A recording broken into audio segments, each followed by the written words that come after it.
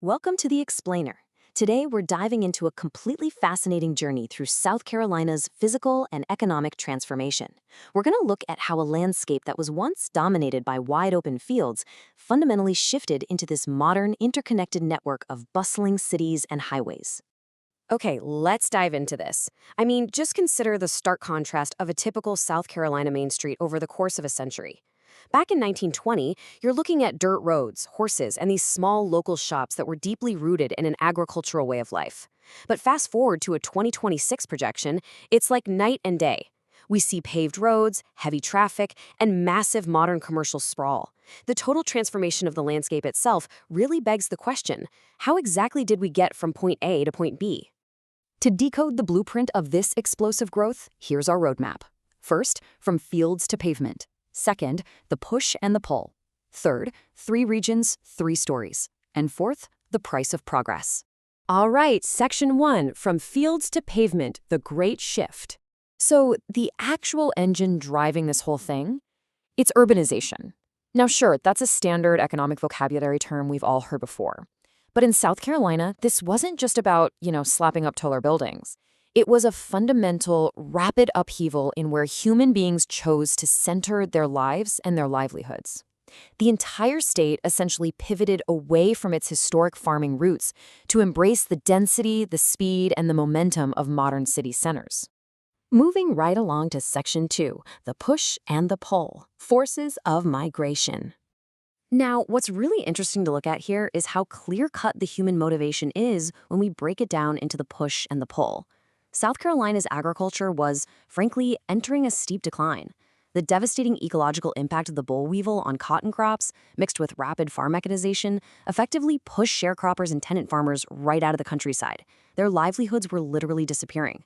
But simultaneously, they were pulled toward the upstate by a massive booming textile industry. And down on the coast, they were drawn by exploding job opportunities in port cities and at military bases during the World Wars. The jobs concentrated in the cities, and well, the people followed. And this dynamic perfectly encapsulates our next term, triggering an unprecedented wave of rural to urban migration. The simultaneous push of agricultural decline and the pull of industrialization worked completely in tandem. It fundamentally reshaped South Carolina's demographic map almost overnight. Entire generations that had previously only known farming were suddenly adapting to factory whistles and crowded urban neighborhoods. Which brings us to Section 3, 3 regions, 3 stories, local impact. Because, as you'll see, this massive migration definitely didn't happen evenly across the state. Let's kick things off in the upstate, focusing on Greenville and Spartanburg. Now, this region originally thrived as the textile capital of the world, rapidly pulling in all those former farm workers we just talked about. But what makes the upstate truly fascinating is its wildly successful strategic pivot. When textiles eventually declined, the region didn't just collapse. Instead, it transitioned those early industrial roots into a massive international manufacturing hub.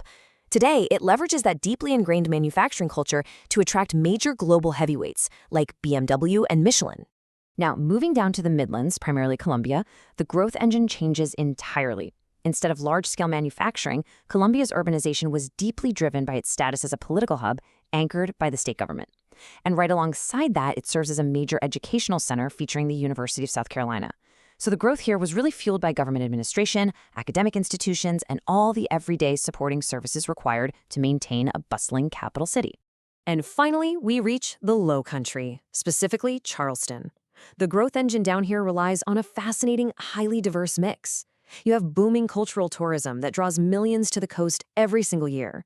You have a historically active port connecting the state globally, handling massive logistical demands. And recently, you add a major aerospace presence with Boeing. It's a deeply multifaceted urban center driving exceptionally rapid, multi-industry population growth. Which leads us directly into our final part, Section 4. The price of progress, infrastructure, and impact. Look, to support all that insane regional economic growth we just analyzed, a massive overhaul of infrastructure was absolutely required. Think of infrastructure as the vital skeleton of the state.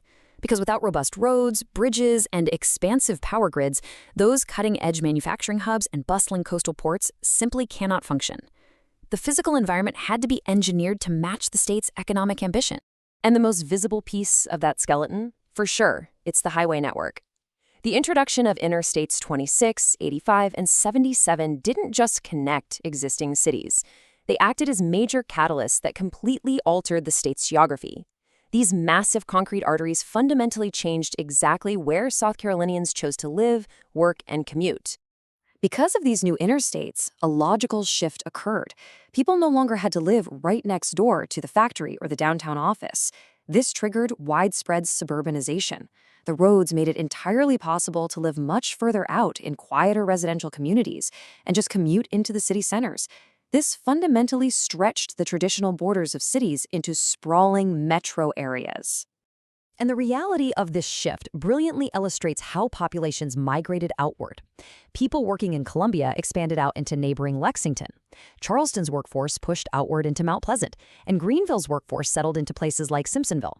The footprint of these cities stretched miles out along the highways, completely redefining the modern South Carolina community. But there is, of course, a price to all this progress. The expansion of urban sprawl means communities spread further out, which directly leads to increased traffic and daily congestion on the very same interstates that initially enabled the growth. Furthermore, clearing massive tracts of land for new subdivisions and commercial centers carries immeasurable environmental impact on South Carolina's natural beauty. These are just the complex, enduring trade-offs of a rapidly modernizing state. So, we've gone from dirt roads and horses to international manufacturing hubs and sprawling modern suburbs. It's been quite the ride. The overarching question now is, as the pavement continues to expand, how will South Carolina balance its booming future with its natural past? Understanding the forces we covered today is the absolutely crucial first step in figuring that out. Thanks so much for joining me for this explainer, and keep asking the big questions.